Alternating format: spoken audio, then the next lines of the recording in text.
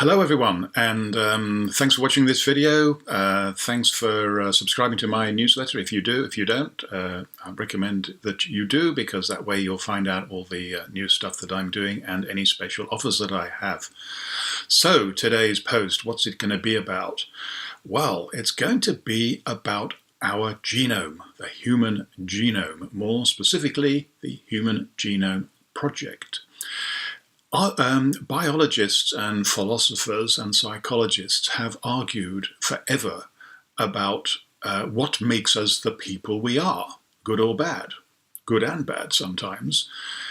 They've said that it's a mixture of our genes that we've inherited from our ancestors, and it's the environmental circumstances that we were brought up in. Were we born to a wealthy family, a poor family, a rich country, a poor country, or whatever, who were our friends, all of the things that could have had an influence on our personality. And that combination of genes and upbringing is the person we are.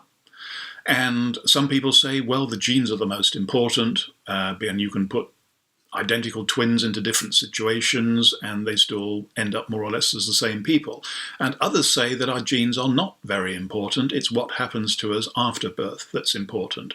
And these two camps exist in isolation, and the chances of them agreeing each other are very slim. So this genome project, what light does this throw on this age-old argument? Well, quite a lot, and it's very interesting too, because in 1953 in Cambridge University, not too far away from where I was born, two scientists called Watson and Crick in 1953 announced that they had broken the genetic code. And this was in relation to the chromosomes we have in all of our cells. And they said that our genes are arranged in a double helix, which is a complex structure, very similar to a spiral staircase, which is linked by the stairs and the handrails and all the rest of it. So this was a huge breakthrough, but people by and large didn't know what to do with it. There were some diseases that they could diagnose immediately because of an absence of a particular gene or a change in a particular gene, but by and large this was research that was crying out for practical applications. So the Human Genome Project was an international project which was launched in 1900, and it was they had all the best computers, and they expected that identifying all the genes in our chromosomes would take years and years and years. In actual fact, it took a lot longer, it took a lot less time, because the project was concluded just 10 years later in the year 2000. Now, the implications of this research was absolutely huge. Now, while it's true that the results did get a big fanfare around the world, I'm not quite sure that it got enough. I don't think people really recognized the revolutionary effect that this would have on our knowledge and the applications that would come from it. So what were some of those surprising facts? Well, first of all, we have 20,000 genes, which I suppose sounds like a lot. But when you consider that a mouse, the humble mouse, has about 20,000 genes, it puts it into perspective, because we would like to believe that we have far many more qualities than a mouse, but apparently genetically we don't. The other interesting thing, that of all the genes that we have, only 7% of them would belong to the most advanced forms of life, which we call the vertebrates. Those are things that have backbones, and of course we have backbones, and so do monkeys and chimps and many other creatures as well. But only 7% of those genes are common to us all.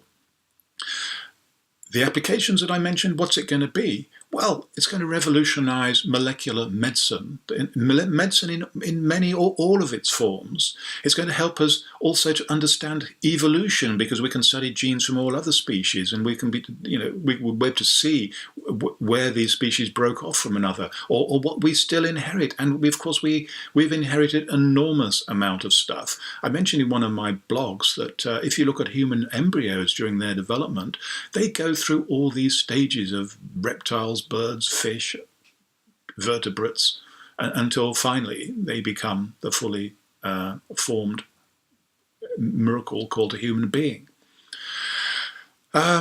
So, huge applications, also a bit scary. Who's going to own all this stuff? Well, of course, the biotechnology companies queued up to take out patents for particular genes.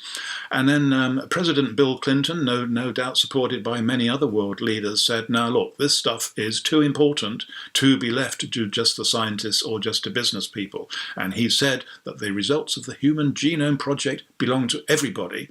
And if you look on the right place on the web, you will find it. You will find the results of the project. Now, what you do with it, or if you understand it, you'd have to be a much better man than me to do that. But anyway, it's there. What other implications does it have? Well, I've talked about the good ones, but there's also a scary side, or there's going to be some big decisions that people in power and authority are going to have to make, because it will mean, let me go back to my first year at medical school. I read a book, it was part of our coursework, by Ivan Ilyich. And one of the main things that he said is the demand for human healthcare is infinite. And if you just look back through history, you can see, and the advances that we're having all the time in surgery and cancer treatment and all the rest of it, the list of diseases that we have cures for is growing and growing, which is good news. But the trouble is, these are all very expensive, and unless our world leaders can find ways of making lots more money, and I certainly hope and encourage them to do so, then somebody's going to have to say, well, look, I'm afraid we just can't afford to spend that money or allocate those resources. So, two sides of a coin. I always believe in the positive side of the coin, and I just hope that we've got the people out there who can provide all the answers and continue to make this world a better place. So, that's a deep place to leave this particular blog. I don't know what I'm going to be talking about next week. I'm sure I'll come up with something, or maybe you will. Let me know what you would like to know more about. And also please read this blog. It's on my website rather than just the video.